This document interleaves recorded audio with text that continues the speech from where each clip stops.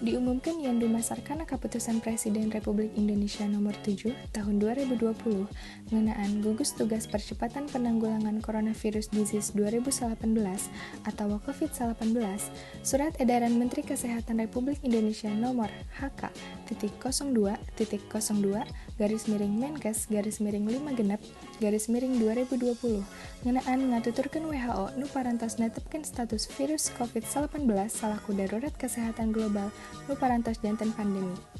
Kukituna, dina konteks ngajaga masyarakat Kabupaten Karawang ku cara ngemutan kana kasus penyebaran COVID-19, pamarentah Karawang masihan himbauan ka sadaya masyarakat kumargi.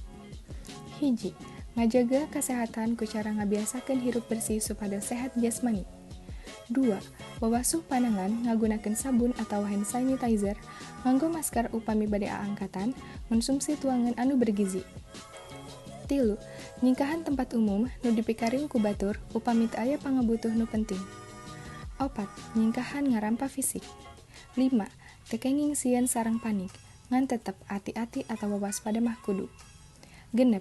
Sadaya nu gaduh ngalola rohangan kantor, pusat belanja, pasar, pamondokan, tempat panghibur, restoran, tempat pangolinan masyarakat, tempat ibadah sareng sajabarna, kumargi nyuguhkeun sarana wawasuh panangan, ku cai nu ngalir sareng nganggo sabun antiseptik atawa hand sanitizer.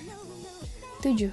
Upami aya masyarakat nu ngalaman gejala sarupa COVID-19, enggal dicandak ka sarana kasehatan Kabupaten Karawang, sapertos puskesmas, klinik, rumah sakit. Hayu urang sasarengan ngalaksanakeun himbauan atau aturan ti pamarentah supados urang sadaya sehat sareng wabah ieu enggal atosan.